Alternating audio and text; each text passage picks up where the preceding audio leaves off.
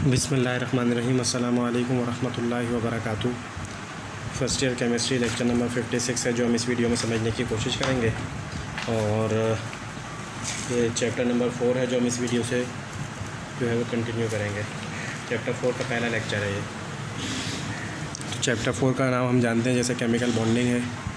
तो chemical bond क्या होता है? That force or factor which is responsible for the combination of 2 or more atoms together is known as chemical bond. तो वो force या factor जो 2 या 2 से ज़्यादा एटम्स को आपस में मिला के रखे उसको केमिकल बॉन्ड कहते हैं। They are 2 factors responsible for the chemical bonding. Chemical bonding के लिए 2 फैक्टर्स होते हैं जो वजह बन रहे होते हैं।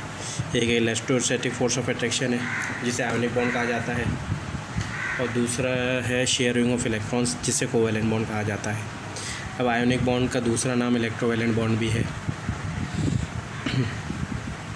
तो a chemical bond which is form by the electrostatic force of attraction between the positively charge ions.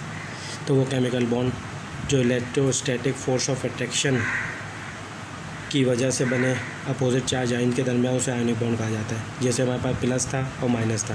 Plus वाले को कैटाइन भी कहा जाता है क्योंकि कैथोड के पास जाता है, और माइनस वाले को एनाइन भी कहा जाता है क्योंकि वो एनोड के पास जाता है।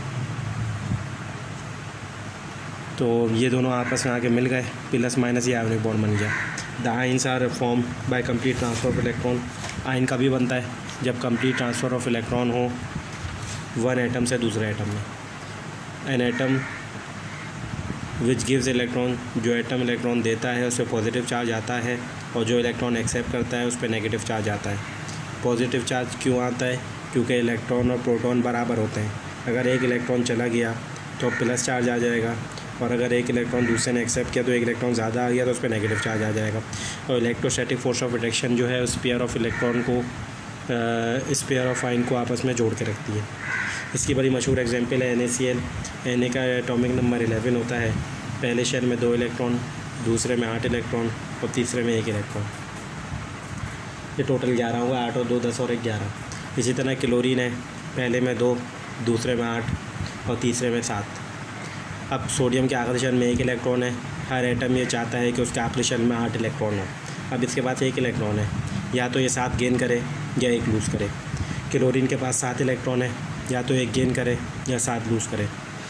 तो जब भी NaCl आपस में रिएक्शन करते हैं तो NaCl बना लेते हैं। Na अपना 1 इलेक्ट्रॉन क्लोरीन को दे देता है। Na के भी आखिरी शेल में 8 इलेक्ट्रॉन हो गए, क्लोरीन के भी आखिरी शेल में 7 + 1 8 इलेक्ट्रॉन हो गए।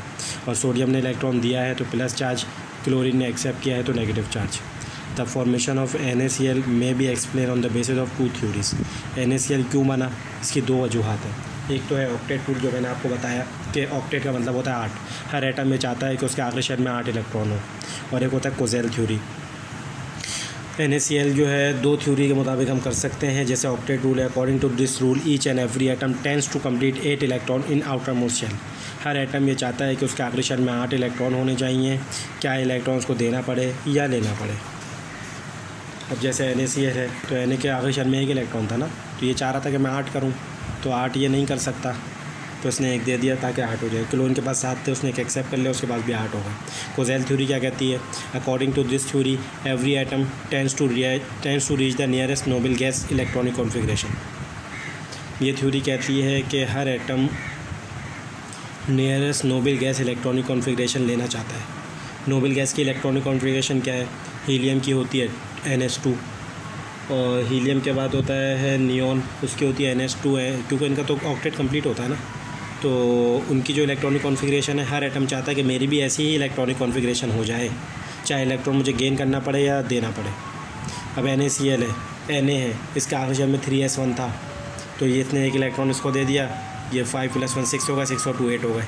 नोबल गैस की इलेक्ट्रॉनिक कॉन्फ़िगरेशन हीलियम की 1s2 है, नियॉन की 1s2 2s2 2p6, तो देखिए 2s2 2p6 हो गई सोडियम की, और आर्गन की 3p है 3s2 3p6। तो ये तो दोनों थ्योरी एक ही बात करती हैं, आखिरी शेल में 8 इलेक्ट्रॉन हो या आपका अल्लाह भला करे इलेक्ट्रॉनिक कॉन्फ़िगरेशन नोबल गैस की हमें जाना हो, दोनों में एक ही बात है।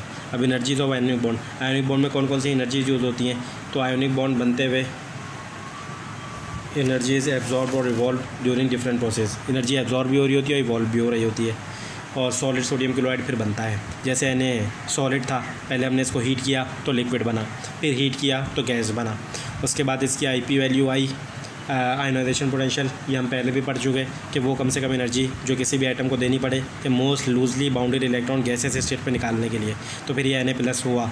इसी तरह क्लोरीन गैस थी, इसको हीट किया तो क्लोरीन टूटा। उसके बाद क्लोरीन को और ये इलेक्ट्रॉन एफिनिटी है, क्योंकि इसको हम इलेक्ट्रॉन दे रहे हैं, जब इलेक्ट्रॉन देंगे तो हीट बाहर निकलेगी, बाहर निकलती तो माइनस साइन आता है, तो यहाँ माइनस हीट लिखा हुआ है, तो क्लोरीन माइनस हुआ, फिर Na+ और क्लोरीन माइनस मिल के NaCl बन गए। इसकी लेटेस्ट एनर्जी होती है -788 किलोजूल पर मोल। ये स्टेबिलिटी आयोनिक कंपाउंड डिपेंड करता है लेटेस्ट एनर्जी पे, जितनी ज़्यादा लेटेस्ट एनर्जी होगी उतना ही आयोनिक कंपाउंड स्टेबल होगा। अब कैरेक्टरिस्टिक ऑफ आयोनिक बॉन्ड हम लोग अगले लेक्चर में समझेंगे।